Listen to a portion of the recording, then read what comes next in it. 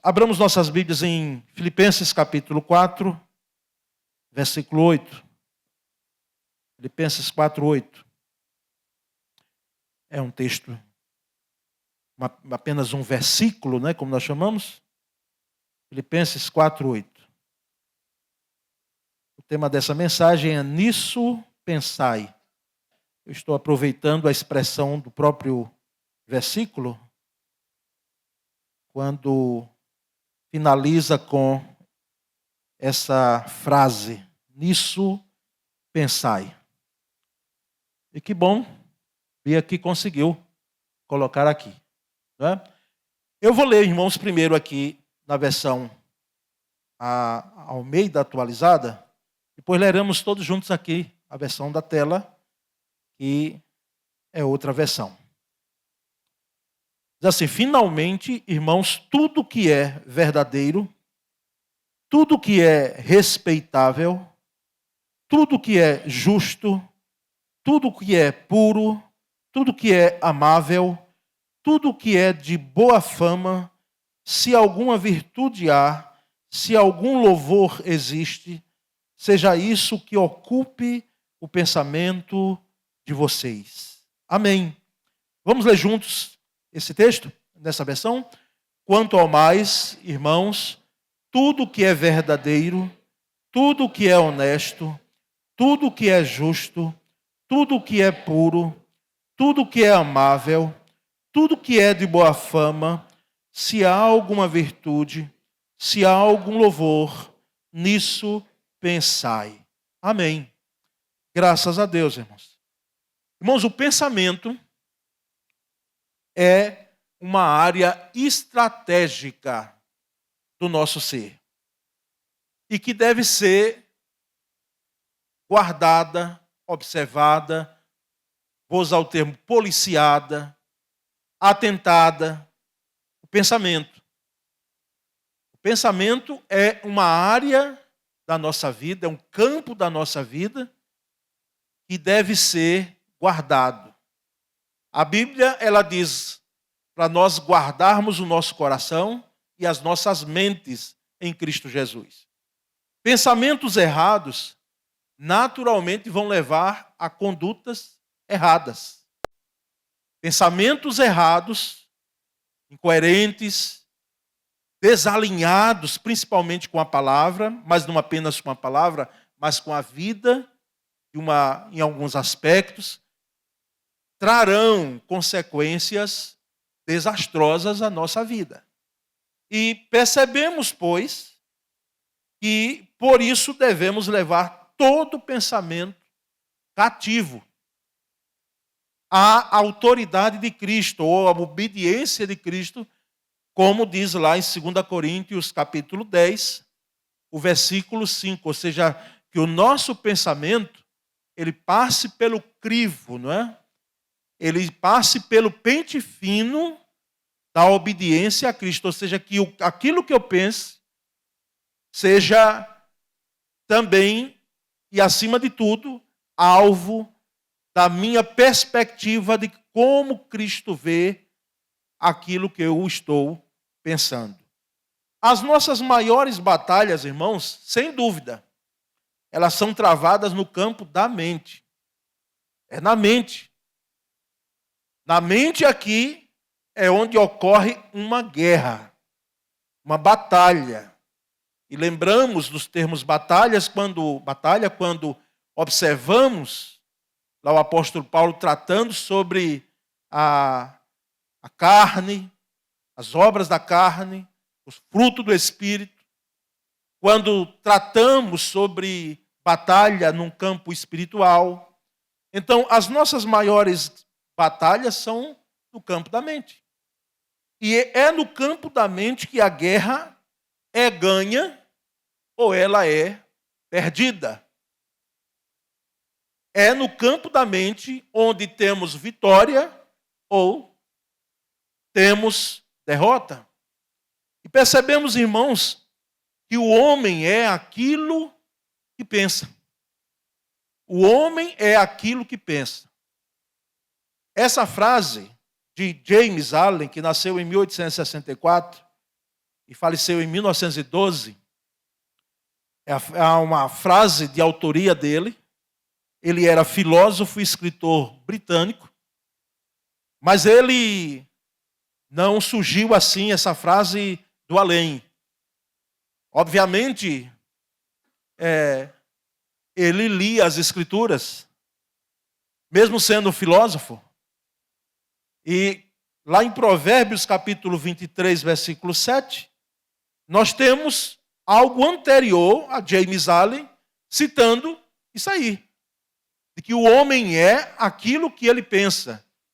Está lá em Provérbios 23, 7, não com essas expressões, esses termos, mas tem: porque como imagina em sua alma, assim ele é. Ou seja, vem falando sobre o ser humano, sobre a pessoa humana, e Salomão, nesse provérbio aqui, ele diz: porque como homem, a pessoa imagina em sua alma, em seu coração, e aí nós podemos entender como mente, como ser, assim ele é. Então, assim, com todo respeito a James Allen, a Escritura já disse primeiro. E assim sempre é, não é, irmãos? Lavoisier dizia que nada se cria, tudo se transforma, não é? Então, a palavra já tinha dito essa que podemos chamar de verdade. Então, a mente, irmãos, é um arquivo. Gravemos bem isso. A mente é um arquivo em potencial. É claro que nós temos hoje celular, notebook, né, computador, que é impressionante. Eu mesmo, quando comecei a lidar com essa área, eu digo: meu Deus, que coisa esplendorosa, maravilhosa. E já vim pegar depois. Imagina hoje essa geração de adolescentes, não é? E de jovens que nós temos, que parece que eles já nascem lidando com esses negócios. Às vezes não precisa nem ensinar, mas ele mesmo vai lá e a mente, essa chamada mente digital, né?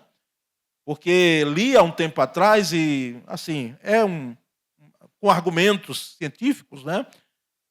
Em uma revista, inclusive, de caráter científico, dizendo que toda a geração que nasceu até a década de 80 para trás é uma geração cronológica. É uma geração analógica, aliás. Não é? Analógica. Cronológica não. Cronologia é bom, mas não é assim, é analógica. Toda geração que nasceu de 90 para cá, de 1990 para cá, é a geração digital. E nós percebemos, irmãos, que essa mente grave. Eu lembro de irmão querido, nessa andança ministerial, ele foi viciado, infelizmente, em pornografia há muito tempo. E eu fico pensando hoje, naquele tempo, a pornografia daquele tempo, porque hoje, certamente, muito mais apurada, muito mais depravada, e ele, às vezes, em alguns cultos de oração, e ele repetia aquele pedido, não é? Coisa que no culto de oração, às vezes, a gente, com certo tempo, com alguma pessoa, a gente já imagina que pedido vem. Quer dizer, eu peço aos irmãos que orem por mim, porque é travada na minha mente as imagens que, infelizmente, eu vivi em minha vida pregressa, e eu sabia o que era aquilo. Eram as imagens que ficaram inoculadas, que, vez por outra, vinha na sua mente como um dardo inflamado de Satanás, não tenho dúvida. E que vinha sobre ele, quem sabe, com acusação, né? Com acusação. Está vendo o que você fez? Como é que pode você hoje estar aí sendo um crente, um cristão? Note o que você fez. E conta a história, não é? E o próprio Lutero é quem é o autor dessa história, né? Diz que uma vez Satanás se apresentou a ele, né? Martinho Lutero. Disse: Lutero, veja aqui os seus pecados. Não é? Aí mostrou uma lista de pecados. Não é? Já pensou isso acontecendo comigo, com você? Porque nós pecamos, não é? Nós erramos. E teologicamente esse erro não é um erro como o erro dentro de um nível que não é o teológico, o bíblico teológico. Quando erramos, biblicamente e teologicamente falando, Isso é chamado pecado, transgressão, né? E diz que Lutero disse, não, tem esses aí e outros mais, mas de todos esses, Jesus Cristo, sangue, aliás, o sangue de Jesus Cristo já me purificou de todo o pecado. Já me purificou de todo o pecado. E a palavra para aquele irmão era aquela quando ele sentou em minha frente e abriu o coração. Eu digo, meu irmão, hoje nenhuma condenação há para os que estão em Cristo Jesus. Nenhuma culpa o irmão tem. O irmão está vivendo as sequelas e os dardos inflamados, a opressão, porque aprendamos muito bem para jamais a gente esquecer. Satanás, ele não tem o poder de possuir um crente. Possessão não, mas opressão, irmãos, infelizmente vem. E vem muitas vezes de forma variada, diversa. Então, a mente é esse arquivo em potencial. E o apóstolo Paulo, então, aqui, nesse texto, nesse versículo 8, que nós vamos ver primeira mensagem hoje e outra mensagem em outro tempo, né, em outro momento, onde hoje traremos apenas 3, porque, irmãos, veja bem, aqui é um oceano.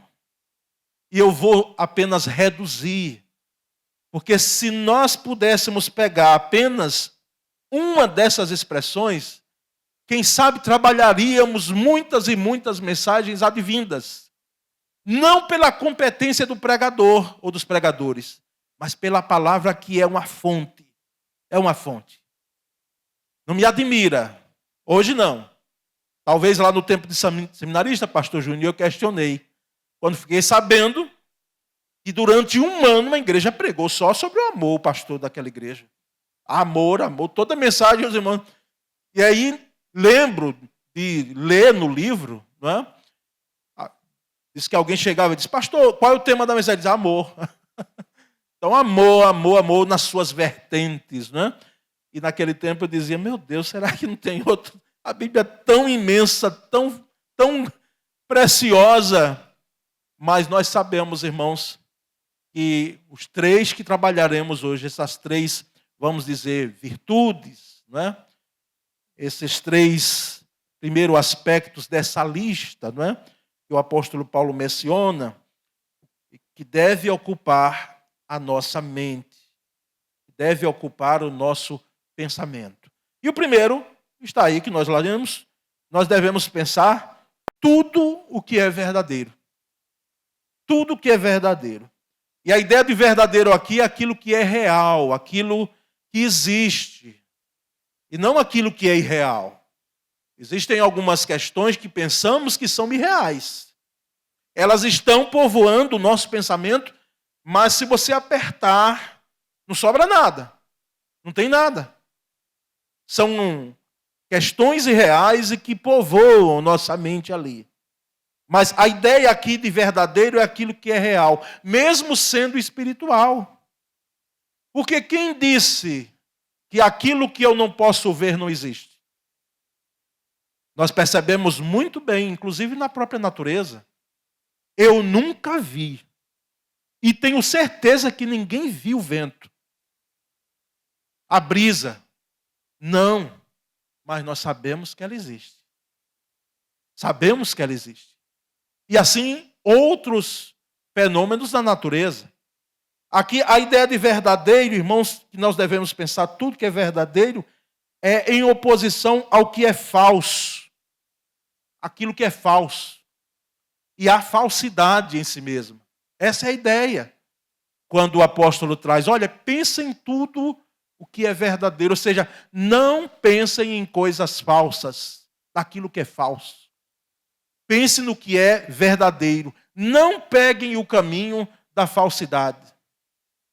E falso hoje existe, e falsidade existe na humanidade. Falso existe hoje, inclusive, nos centros, nos meios religiosos. São falsos, às vezes. Quando a gente vai ver, é uma doutrina falsa, é um ensino falso, é um pastor falso, é um crente até falso. E nós percebemos também que a falsidade, em algum momento, nas relações humanas, ela também existe. e em nossa mente. O apóstolo está dizendo, pensem no que é verdadeiro. Tudo que é verdadeiro e não o que é falso ou o que cheira a falsidade. Muitos dos nossos pensamentos, irmãos, eles povoam a nossa mente ou ocupam a nossa mente, mas eles são imaginários. Eles são imaginários. Eles só estão aqui.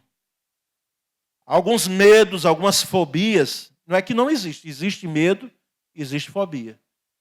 Inclusive, eu já relatei aqui experiências em algo que eu pensei que era tão real, e não era. Era algo diferente, era outra coisa.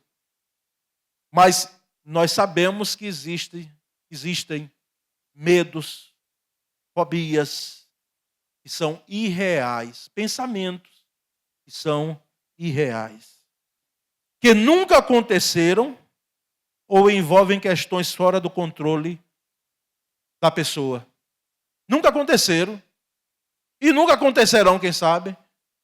Foge ao nosso controle, mas eles estão aqui, sendo agasalhados, povoados, rodando aqui a nossa mente e trazendo um dano muito grande. Muito grande. Não é pouco dano quando nós pensamos em algo que não existe. Mas esse é o primeiro ponto a se destacar. Devemos pensar tudo o que é verdadeiro. Tudo o que é verdadeiro. Segundo, nós devemos pensar, irmãos, também tudo o que é honesto. Traz a ideia aqui de alguém que vive neste mundo e tudo o que ele faz, atentem os irmãos a isso, deve ser um culto a Deus. A pessoa honesta nesse sentido aqui, veja bem, honestidade pode existir até no coração de um ateu, na vida de um ateu, de um agnóstico. Talvez você conheça gente que nunca entrou numa igreja, mas essa pessoa é honesta. Ela é íntegra nesse sentido dela ter relação, vamos usar o lado financeiro, o caráter, ele tem e é íntegro. Mas aqui o sentido de honesto é a ideia de alguém que vive e ele vê a perspectiva de tudo que ele faz, tudo que gira ao seu retorno, ao seu entorno e tudo que se passa na sua mente como culto a Deus. Um culto a Deus. Nós estamos aqui em um culto público.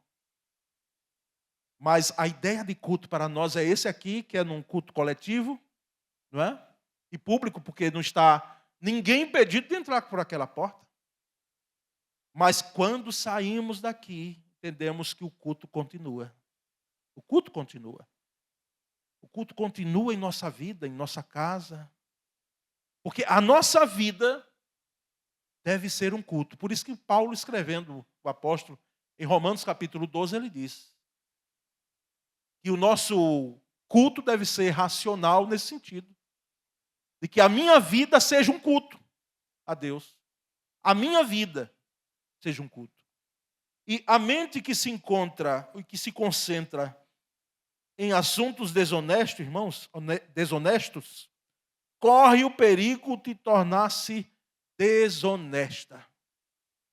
Uma mente desonesta, ela naturalmente, ou pensamento desonesto, melhor dizendo, vai levar uma pessoa a ser desonesta. Mesmo que surja o pensamento, mas logo em seguida vem a ação, basta uma oportunidade. É só uma questão de tempo. Oportunidade e tempo. Aquilo que está em minha mente, que é desonesto, será traduzido no momento apropriado, maleficamente, infelizmente, lamentavelmente, como uma ação desonesta. Honestidade, irmãos, é o contrário da duplicidade de caráter.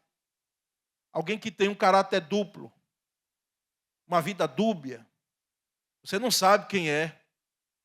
Às vezes é alguém que é um crente daqueles muito zeloso, espiritual, Uma bênção que a gente pode dizer. Mas naquele mesmo corpo, naquela mesma mente, em alguma situação, a pessoa se apresenta de uma forma e pensa de uma forma totalmente diferente daquela primeira. Bipolaridade, irmãos, é uma doença, não é?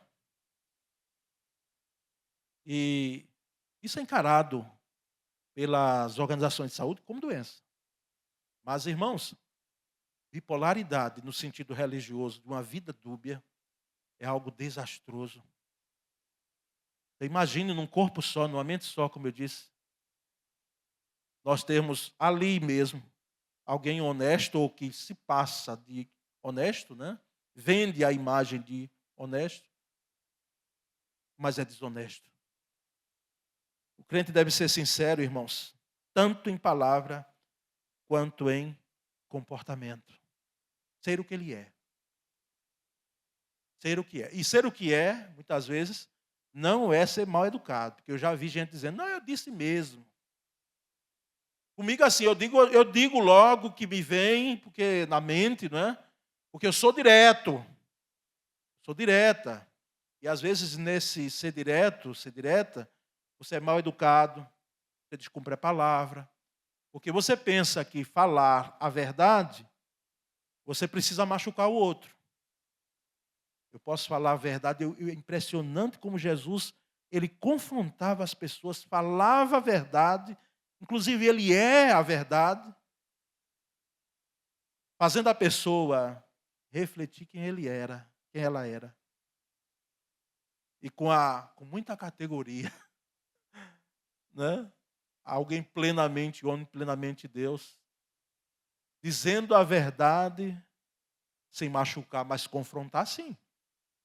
Então, irmãos, nós devemos pensar tudo que é verdadeiro e tudo que é honesto. E por último, nessa primeira mensagem, que aprova a Deus, a segunda venha para tratarmos as 4 que restam. Tudo que é justo. A palavra grega dikaios, justo. Dikaios. Enfatiza aqui uma correta relação com Deus e com as pessoas. Quem é dikaios? Alguém que tem uma relação correta com Deus e com o próximo. Tendo recebido de Deus tanto a justiça, nós recebemos imputada, quanto a justiça comunicada. São 2 termos mais usados pela teologia reformada, mas nós vamos explicar. A justiça imputada, aliás, é aquela que vem através de Cristo e só dele. Vem de Cristo. É quando Deus, em sua santidade, olha para mim, para você, e ele não vê o pecador e o pecado. Ele vê alguém justificado, alguém justo. Porque quando ele olha para mim e ele olha para você, ele olha para o sacrifício de Cristo que morreu por mim e morreu por você. Por isso nós somos justificados em Cristo Jesus. Então isso é de fato uma justiça imputada. Deus imputa a nós a justiça que foi uma justiça defendida em Cristo Jesus. E a justiça comunicada é a justiça que nós estamos em processo. Que é um processo de santificação. Nós estamos em caminho aí. E que só quando partirmos daqui ou quando Cristo voltar, nós chegaremos à plenitude, à concretização dessa justiça comunicada, porque é um processo.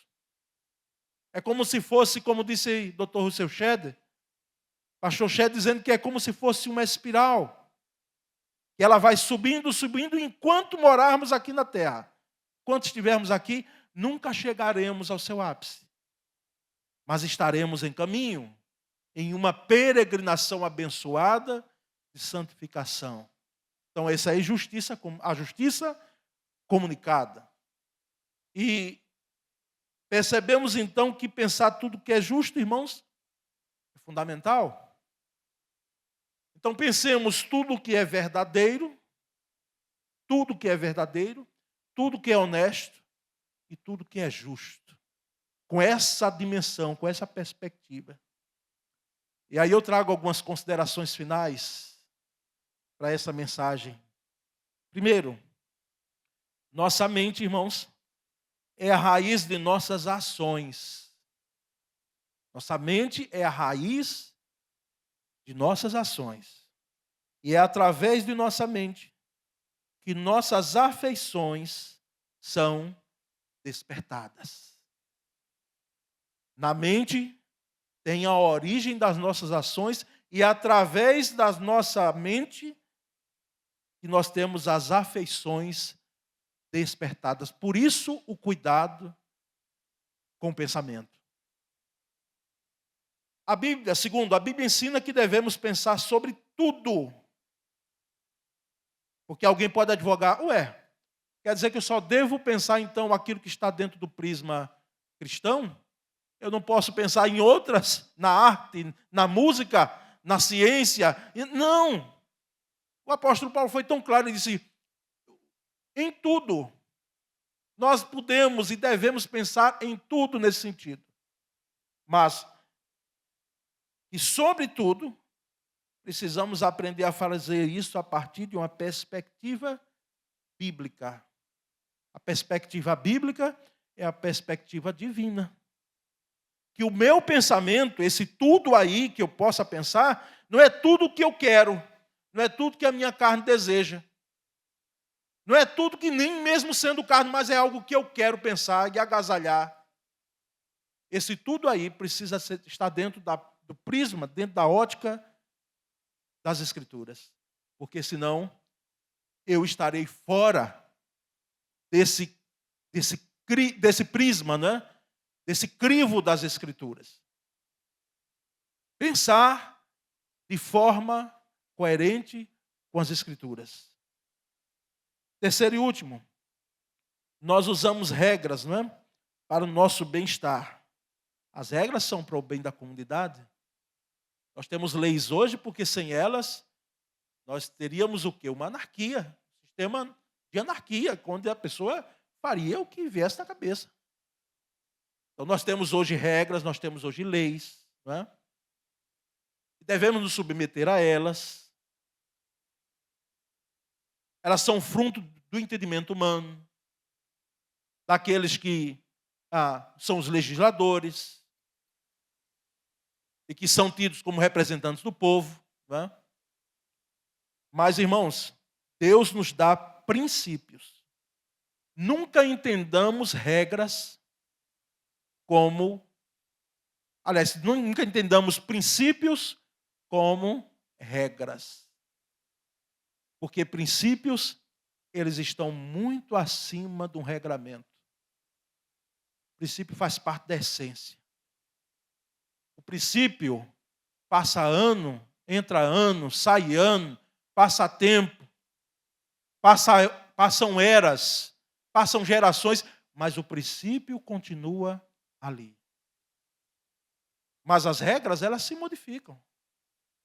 Elas se modificam com o passar do tempo, se modificam com a própria sociedade, que vai tendo outro entendimento.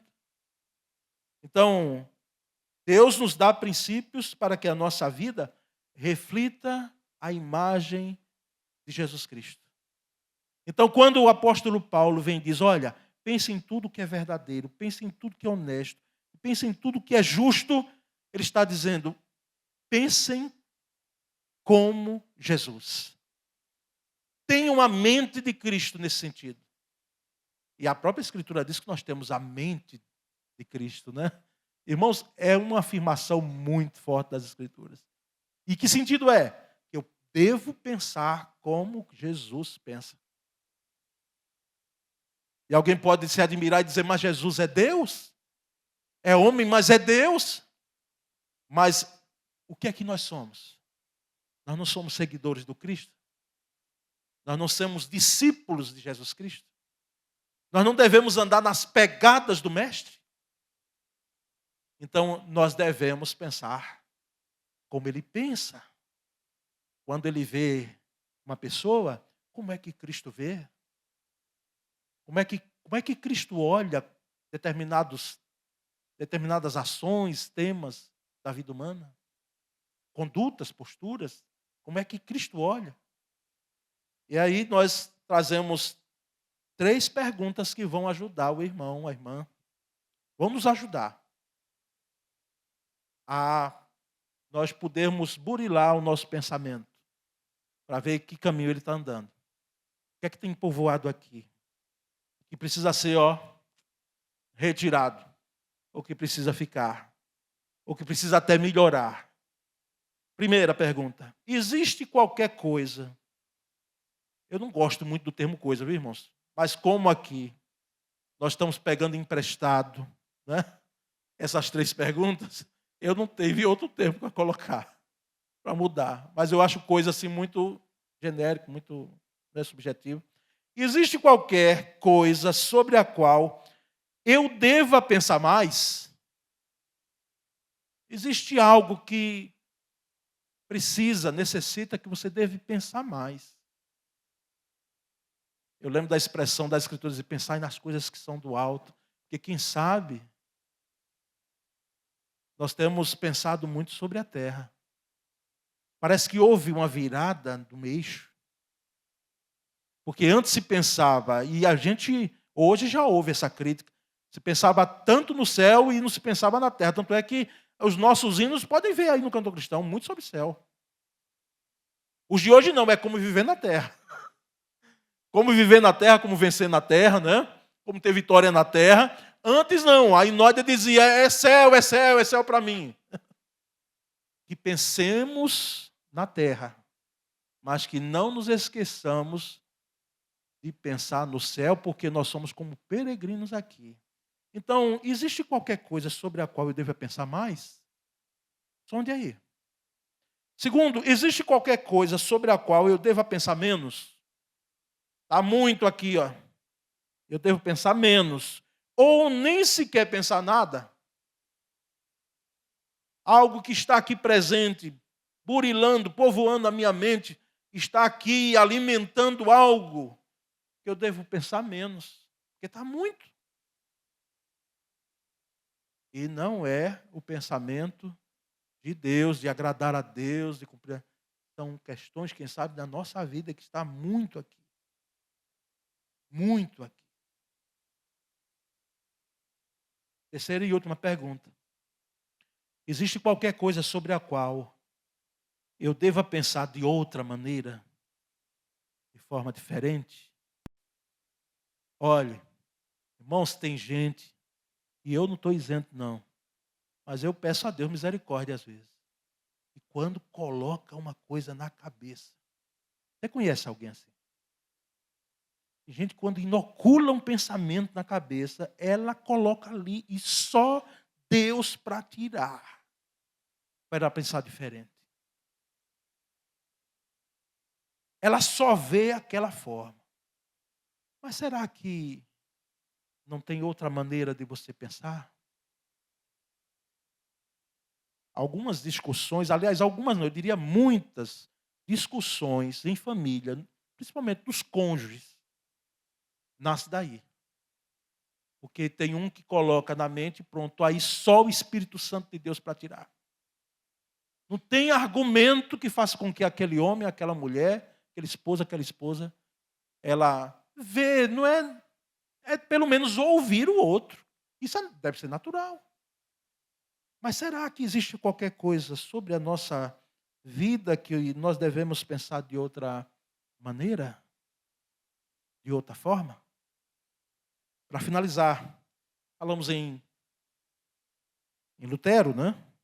E me parece que foi Lutero, vocês que leem aí também Lutero, me digam se foi isso mesmo. Digam depois, tá certo? Ele disse que você não pode impedir que um passarinho passe voando sobre a sua cabeça. Você não pode. Nem eu, nem você.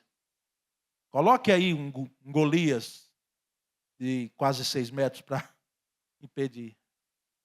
Mas você e eu, nós podemos e devemos impedir de que as aves, os pássaros, façam ninho na nossa cabeça. Qual é a moral da história? Está claro? Está claro. Tem pensamentos que vêm, irmãos, que o fato, inclusive, deixa eu dizer a alguém que eu estava dizendo essa semana isso. Ser tentado não é pecado. Pecado é quando eu cedo à tentação, quando eu caio em tentação. Porque, irmãos, ser tentado, nós somos quase que diariamente, aliás, diariamente, eu diria, sem medo de errar. Porque enquanto existem algumas provas em nossa vida, que vêm uma vez na vida, quem sabe, e elas não se repetem mais nunca, tenha certeza, uma tentação, ela vem e volta, ela volta, como a mosca. Na sua teimosia, por mais que você afugente, ela dá o giro, você pensa que foi embora, que nada, olha ela lá de novo, no mesmo lugar. Então, o fato de eu pensar, vindo em minha mente, vem, e eu não devo agasalhar. Não devo agasalhar. E cuidado para não estar pensando demais, viu? Porque no primeiro pensamento, segundo, terceiro, quarto, quinto, e aí vai, é uma porta aberta para que esse pensamento ele seja agasalhado. E depois de algumas vezes você dizer, não, você diz, pode ficar um pouquinho. Fique um minuto aí, depois eu tiro você da mente. E nesse tempo, nós podemos fugir daquilo que é verdadeiro, honesto e justo. Que a graça de Deus, o Espírito Santo de Deus, completa essa mensagem em minha vida e em sua vida. Amém? Vamos orar? Senhor Deus, nessa noite, nós aqui estamos diante desse versículo, Senhor, que é maravilhoso para nós no tempo de hoje, onde percebemos a nossa mente um campo de batalha. Nós, ó Deus, te agradecemos pela palavra, como ela nos orienta, como ela nos traz à mente aquilo que nós devemos pensar de forma saudável. Muito obrigado, Senhor, nessa noite. Nós te louvamos e te pedimos, Senhor, que em nome de Jesus nós possamos ter saúde nos pensamentos. Que, ó Deus, aquilo que o Pai não plantou seja retirado da nossa mente, em nome de Jesus, nós possamos arrancar sem pena, sem dó. Porque não nos trarão saúde, ao contrário, nos trarão desgraça a nós e a outros que nos amam. Portanto, ó Deus bendito, sejas tu engrandecido nessa noite, através dessa palavra, e que ela gere crescimento em nosso coração, em nossa vida. E nós oramos em nome de Jesus. Amém.